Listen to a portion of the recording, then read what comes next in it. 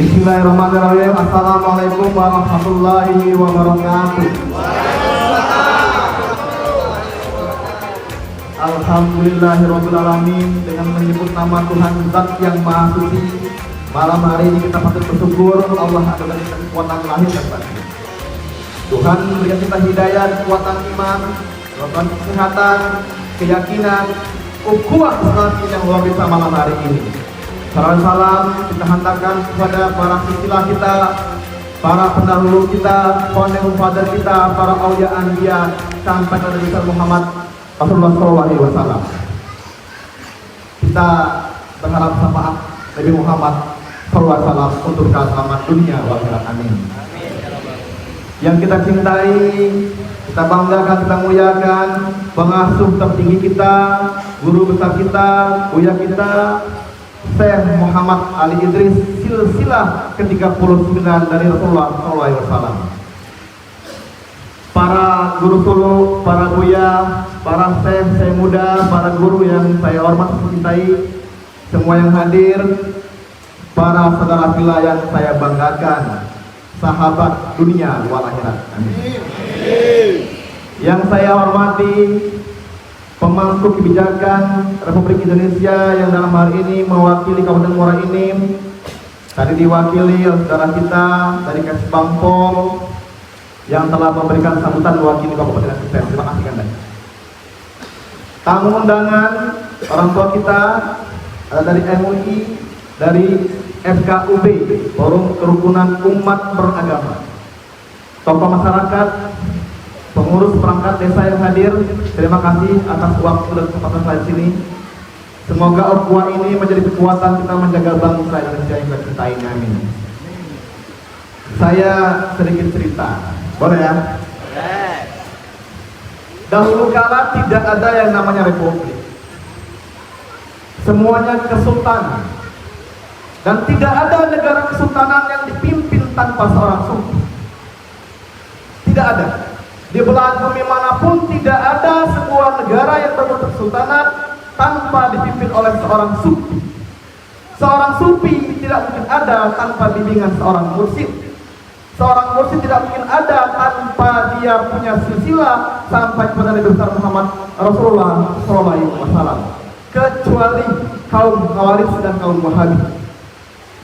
Sejarah telah membuktikan di belahan dunia manapun kepemimpinan para mursyidin, para kesultanan, dan terakhir yang paling megah kita kenal adalah Turki Utsmani, yang terkenal adalah Sultan Muhammad Al-Fatih yang telah menumbangkan Konstantinopel. Itu adalah seorang murid tarekat Naksabandi bernama Sultan Al-Fatih yang berguru kepada siapa?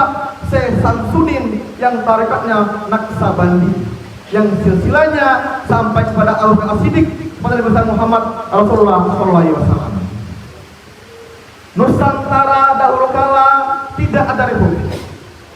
Nusantara dahulu kala sejak tahun sebelum tahun 45 berdiri banyak kesultanan yang semuanya kesultanan Islam itu dipimpin seorang raja, pastilah dia seorang murid tarekat. Tidak ada raja Islam di kerajaan manapun di Nusantara ini yang bukan murid tarekat. Kalau ada yang mengatakan tidak, saya siap berjumpa dengan orang tersebut membuktikan referensi kitab manapun. Tidak ada raja manapun yang berasaskan sultan Islam di belahan bumi setara ini, dia bukan seorang sufi atau tarekat. Ketika dia seorang sufi tarekat, pastilah dia seorang murid, seorang mursyid. Seorang mursyid pasti dia mengambil talqin ilmuannya, zikirnya, wiridnya kepada guru mursyidnya yang bersilsilah kepada Rasulullah SAW. Kecuali yang tidak bersilah, itu adalah ajaran kita. Setiap tarekat yang ada di bumi Indonesia ini pasti silsilahnya sampai kepada Ali atau Abu Bakar yang sampai kepada Nur Muhammad Rasulullah SAW. Saya perlu jelaskan ini sejarah penting. Jangan sampai anak Republik ini lupa akan tarekat. Berdirinya NKRI ini adalah berkat perjuangan kaum sufi. Titik, tidak ada koma. Tidak mungkin berdiri NKRI tanpa perjuangan kaum sufi. Kita buka sejarah. Tahun 1600 pernah ada Musyawarah para ulama di Muara ini. Yang tempatnya adalah di Purdi Pekalongan. Itu diperkasai oleh leluhur saya bernama Syekh Nur Qadim yang mengumpulkan semua ulama-ulama sufi Nusantara dari Papua sampai Aceh sampai ke Madagaskar. Yang isi musyawarah tiga. Satu adalah memastikan berdirinya kesultanan Islam di seluruh belahan bumi Nusantara. Kedua, berjuang, berdakwah, menegakkan kemurnian ajaran Islam di bumi Nusantara. Yang ketiga, berjihad, memastikan pengusiran penjajah dari bumi Nusantara. Sejak itulah banyak lahir kesultanan-kesultanan di seluruh Republik Indonesia. Kesultanan Padang Darussalam dahulu kala adalah murid Tarikat Sabandi, kecuali yang sekarang betul Belanda, Pak. Saya bertanggung jawab dengan saya ini. Raden Pata yang dijawab oleh Sunan Giri memimpin Demak itu pernah dikader di Muara Inim. Itu di kampung Raden Pata di Lahat. Dulu belum bukan orang ini, Pak. Saya orang Lahat, anak Gumai, tahu betul. Leluhur saya dikenal di sini Puyang Awak Raja Nyawo. Itu adalah Syekh Nur Qadim, merupakan Syekh Mursyid Tarikat Sabandi. Dua ulama besar yang mendirikan ormas besar Indonesia, NU dan Muhammadiyah, guru kita Hasyim Asy'ari adalah pengamat tarekat. Kiai Ahmad Dahlan, pendiri Muhammadiyah, adalah pengamat tarekat. Jenderal Sudirman yang memprakarsai berdirinya tentara Indonesia adalah pengamal tarekat Sabandi.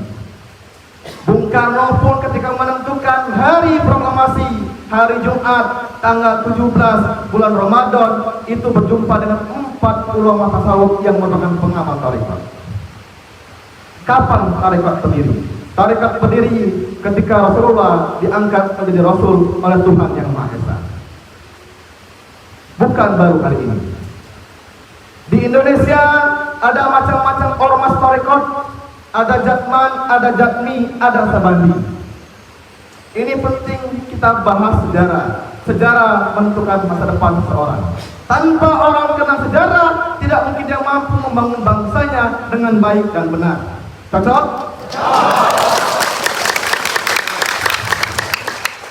Salah satu guru kita, Buya kita dahulu kala di antara 10 guru besar tarekat itu yang mendapat penghargaan langsung dari Bung Karno, Bapak Proklamator Indonesia. Ketika itu belum ada yang namanya Jatman Jatmi, masih parti ketika itu. Kapan Nasabandi masuk Nusantara? Sejak mulai Islam masuk Nusantara. Sejak itulah ada tarekat di Nusantara. 9 wali yang dikenal di Pulau Jawa itu merupakan tim kerja yang berbentuk badan lembaga dakwah 9 orang. Kesemuanya adalah kaum sufi. Semuanya bertalqin tarekat. Ada yang Qadiriyah, ada Satariyah, ada yang Nasabandiyah. Ini penting diketahui oleh generasi bangsa kita, baik rakyat biasa, petani, pedagang, pemangku ormas, maupun pemangku kebijakan publik yang memerintah dari RT sampai presiden. Saya izin perkenalan Pak, nama saya Dempo Ester. Saya didaulat oleh Dewan Guru hari ini menjadi ketua umum organisasinya. Ada 2, ada pengajian, ada organisasi. Pengajian, pimpinan tertinggi kita adalah Buya kita, Syekh Muhammad Ali Idris. Secara organisasi, saya didaulat memimpin sebagai ketua umum. Yang hari ini organisasi kita punya 15 provinsi, dewan pimpinan wilayah se-Indonesia, dan hampir ratusan kabupaten se-Indonesia. Jadi ini ormas besar yang publik tidak ketahui karena kita tidak pernah mengekspos selama ini. Alhamdulillah kemarin ada media wah ini mengekspor terkenal di Bali.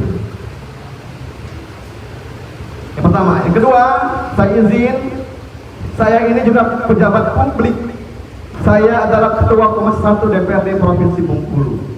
FKUB, Biro, Kesra, Agama, MUI, itu adalah mitra saya. Mitra kerja saya. Nah, saya perjelaskan hari ini bahwa dalam undang-undang kita ada namanya trilogi kerukunan umat beragama. Apa itu? Trilogi ini dibuat oleh zaman Pak Harto. Kerukunan antar umat sesama agama. Apa maksudnya? Antar penganut dalam agama yang sama. Ormas MUI, Ormas Nasabandi, Ormas Muhammadiyah, Ormas NU sama posisinya, saling menghargai dalam mazhab masing-masing, dalam mazhab masing-masing. Nah, yang kedua, trilogi kerukunan antar umat beragama. Kita Islam dengan Nasrani, dengan Buddha, dengan Hindu, dengan Konghucu, agama yang diakui oleh Undang-Undang Negara Republik Indonesia. Trilogi ketiga, kerukunan umat beragama dengan negara. Bagaimana menyatunya perjuangan seluruh umat beragama dengan bangsa Indonesia. Itulah trilogi kerukunan umat beragama dalam Undang-Undang Bingkai Negara Republik Indonesia. MUI lahir di era Presiden Soeharto yang fungsinya memudahkan koordinasi antar semua ormas beragama. Karena ketika itu negara kita mengalami sistem desentralisasi satu komando dalam kendali Bapak Soeharto. Sejak reformasi banyak tumbuh organisasi ormas-ormas baru yang tumbuh setiap daerah seluruh Indonesia. Ini penting saya jabarkan. Perkumpulan Pengajian Ilmu Tasawuf Tarekat Nasabandi Indonesia, Asuhan, ini kata kunci ya, Asuhan Buya C. Muhammad Rasid Sapandi secara organisasi berdiri tahun 2003. Berbadan hukum Kemenkumham tahun 2002. Nah, tahun 2002 6 Agustus. Karena saya masih mengurus DHT ketika itu. Secara pengajian kita tidak banyak agenda, Pak. Agenda kita adalah baiat, bimbingan murid berzikir, majelis akbar mingguan, dan suluk.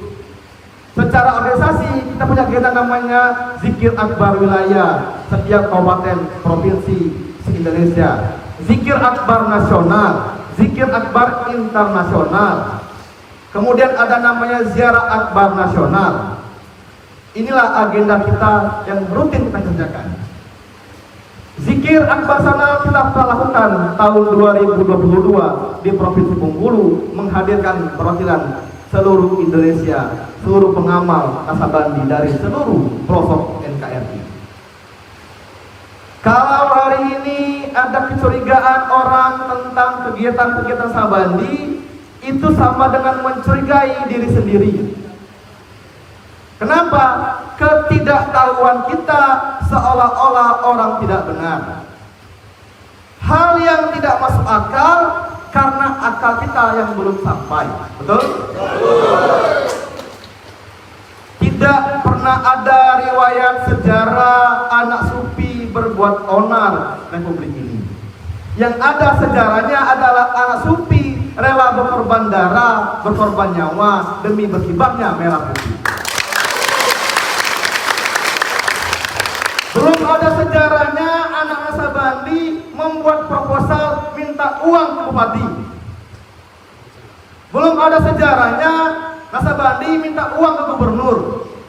Belum ada sejarahnya Nasabandi minta uang ke presiden, kecuali mereka datang dan bisa mengatakan uangnya. Tidak pernah. Di Indonesia, tarekat Nasabandi adalah tarekat terbesar, tapi tidak terkenal. Kenapa? Para guru-guru kita, buya-buya adalah para musik yang hobi tampil di televisi. Bukan yang hobi ceramah di panggung-panggung. Buya kita, guru kita membimbing kita dari kolbu ke kolbu. Insya Allah malam hari ini semua kolbu kita sampai sini. Amin. Gedung Sulu ini 1 sen pun kita harapkan dari sumbangan negara. Kenapa? Perintah Buya kita lah yang menyumbang ke negara. Jamaah kita se-Indonesia hampir 1 juta. Gedung Sulu tarekat terbanyak adalah Gedung Sulu tarekat Asabandi. Ada 5 gedung Sulu se-Indonesia. Di Provinsi Bengkulu, di Jambi, Padang, dan Sumsel. Sumsel ini bukti nyata Tuhan berikan mujizatnya. Batu pertama Januari, Maret langsung berfungsi. Tepuk tangan dong. Tanpa 1 sen pun bantuan pemerintah daerah ini. Kita memang tidak mengharap bantuan dari luar. Kenapa? Kita paham pemerintah sedang susah mengurus rakyatnya hari ini. Itu penting saya jelaskan semua murid. Tidak boleh ada murid kita yang meminta-minta kepada negara. Tapi kita wajib memberikan kontribusi untuk bangsa dan Negara ini sesuai visi kita menjaga NKRI, utuhnya NKRI, tegaknya Pancasila, dan tetap berkibarnya merah putih di bumi saudara. Ini bukan aliran, ini ajaran yang sanadnya jelas ke Abu Bakar Siddiq sampai ke Rasulullah Sallallahu Alaihi Wasallam. Saya bukan anak pesantren, bukan orang yang belajar kitab, tapi insya Allah saya siap menjabarkan ke siapapun yang minta dijabarkan penjelasan utuh tentang semua tarekat yang ada di NKRI ini. Orang mungkin tidak tahu, orang hanya mengagumi Soekarno. Soekarno itu anak tarekat. Orang nggak tahu bagaimana Jenderal Sudirman mampu memimpin gerak lihat karena dia bertalkin dengan Asabandi. Orang bangga, dia mengatakan kami tentara Indonesia, kami polisi, binaan Jenderal Sudirman. Dia nggak paham Jenderal Sudirman mampu mendirikan itu karena dia dibimbing oleh para guru-guru mursyid, para guru-guru tarekat. Sultan Al-Fatih mampu menembus gedung Konstantinopel karena dia seorang sufi yang dibimbing guru mursyid Nasabandi bernama Syekh Samsudin yang mazhabnya Imam Syafi'i. Agak apa lagi? Kalau dikatakan secara organisasi terdaftar, sudah lama kita terdaftar di Republik ini, baik di Kementerian Dalam Negeri, di provinsi maupun di kabupaten. Saya izin minta maaf Kanda, klarifikasi. Di Muara Enim kita sudah terdaftar setahun yang lalu. Ini ada bukti tertulis STL-nya. Nah, gitu. Nanti mungkin salah informasi lapangan oleh para staf-staf kita yang mungkin hanya ABS. Ini jelas Kepala Persatuan Bangsa Kabupaten Muara Enim, Dr. Andes Andi Wijaya MM yang menandatangani 1 tahun yang lalu. Izinkan aku maaf.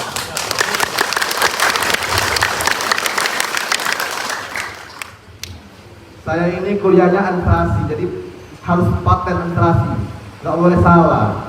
Karena kita ini punya hukum positif, tidak boleh hukum duga-dugaan. A ya A, B ya B. Kalaulah misalnya dalam proses pengembangan pengajian ini, proses organisasi ada hal-hal kurang pas, kami berharap pemerintah Muara Enim untuk membimbing, PH FKUB untuk membimbing. Nanti kami akan tugaskan para pengurus DPC Muara Enim untuk bertemu dengan teman-teman FKUB, teman-teman Kesbangpol, Depak untuk menyelaraskan agenda-agenda dakwah Islam di Muara Enim ini. Setuju?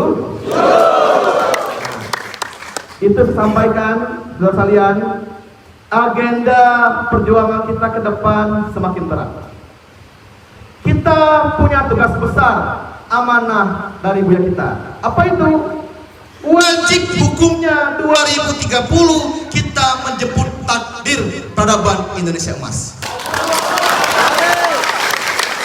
Apa artinya? Kita mesti meningkatkan kualitas rohani kita dan kualitas lahiriah kita. Karena syarat tercapainya Indonesia emas ada 3. Satu, kolbunya yang setiap detak jantungnya selalu menyebut nama Tuhannya Allah dalam hatinya. Kedua, memiliki otak yang cerdas yang fungsinya untuk membangun bangsa Indonesia. Ketiga, punya fisik jasad yang tangguh, tidak pernah mengeluh dalam berjuang. Kita Al-Sabandi wajib hukumnya berkorban semua hal. Berkorban waktu, berkorban tenaga, berkorban pikiran, berkorban harta benda, berkorban nyawa sekalipun untuk bangsa Indonesia. Itu saya sampaikan. Terima kasih Buya. Ini semua berkat bimbingan para guru-guru kita. Terakhir, kami berharap kepada pemerintah, mohon bimbing teman-teman kami pengurus di Muara Enim ini, mohon ditegur, dibina agar tercapainya peradaban Indonesia emas. Begitupun dengan Muara Enim ini. Jangan cuma emas hitam, tapi juga umatnya pun menjadi umat yang emas. Cocok? Kepada Buya, para guru-guru Solo, Dewan Musik dan Guru, kami selaku murid yang malam hari terakhir Solo, kami mohon tetap diberikan bimbingan harian, bimbingan mingguan, agar tetap istiqomahnya lahir batin kami ini siap mengantarkan diri kami, keluarga kami, anak istri kami, keturunan kami kembali kepada Tuhan, Zat yang Maha Sempurna dengan seutuh-utuhnya dan Maha Sempurna. Demikian, kepada Allah saya mohon ampun, kepada para siswa saya mohon maaf. Wassalamualaikum warahmatullahi wabarakatuh.